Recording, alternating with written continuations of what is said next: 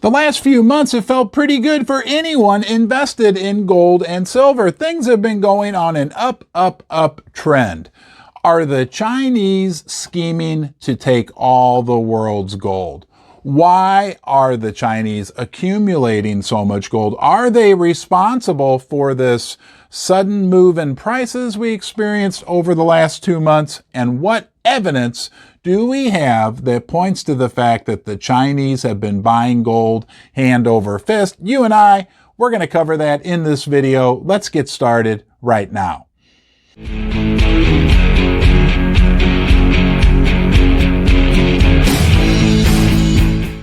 What do you think about this notion that China's buying all the gold because they're preparing to invade Taiwan? There's a lot of people that are pointing the finger at that as the reason why China's been doing these recent huge purchases. And what evidence do we have? Well, we know that in Q3, central banks bought a record level of gold, I think the highest level since 1967, and that the Chinese are speculated to have purchased like a vast majority of that gold. We also recently got news that in December of 2022, the Chinese bought another 30 tons of gold.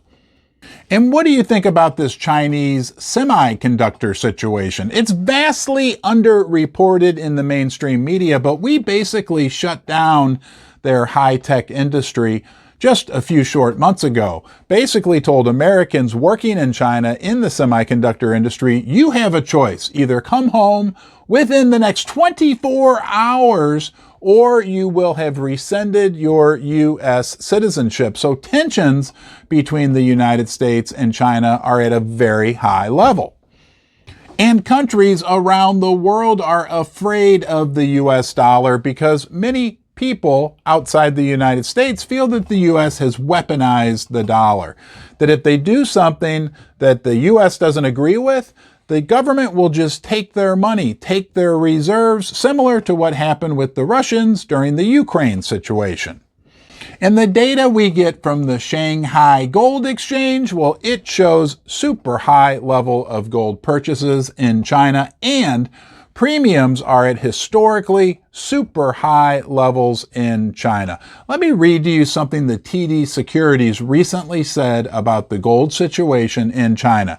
They said, the rally in gold prices over the past 2 months has defied analyst expectations for continued weakness, including TD Securities. So they admitted they were wrong. That's very admirable of you, TD Securities. Yet, we see little evidence that the rise in gold prices is associated with a changing macro narrative. Given the bearish macro backdrop, speculative interest in gold has remained exceptionally lackluster as the world barrels towards a recession. Senior commodity strategist Daniel Golly said that. They went on to say that armed with a flows-based approach, what's a flows-based approach? I guess the money flowing, right? We present strong evidence that behemoth Chinese and official sector purchases, I think they mean central banks by that, may have single-handedly catalyzed a $150 per ounce, not $149, $150 per ounce, mispricing in gold markets. So these guys at TD Securities still aren't believers in gold, but they're pointing the finger at China.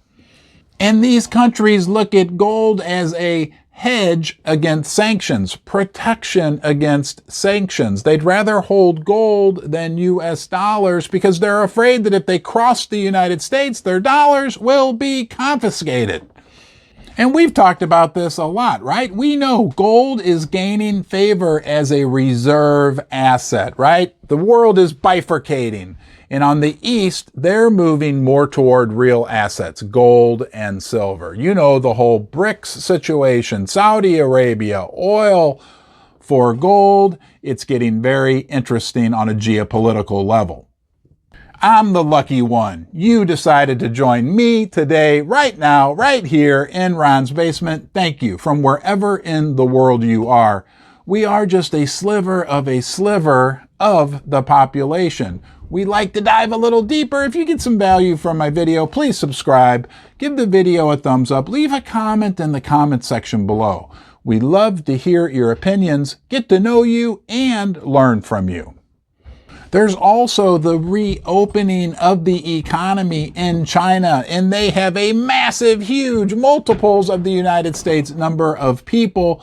That's also increasing retail demand for gold, which would explain the near record high premiums being charged on gold within China right now. And finally, if we listen to Zoltan Pulsar, you know, that analyst from Credit Suisse, he continues to talk about gold for oil if that were to come to pass, and especially if the Russians officially implemented a gold for oil policy, that could easily skyrocket the price of gold.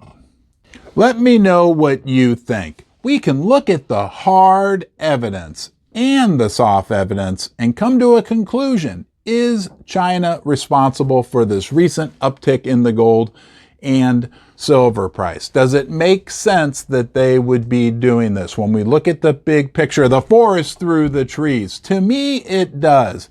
But I'm often wrong. You can ask my wife Susie about that. I don't think I've been wrong yet today, but trust me, there will be plenty more opportunities for me to prove that fact. You make up your own mind and let me know what you think in the comment section below. As always, I really appreciate you joining me here in Ron's Basement. You're always welcome, and I'll see you next time.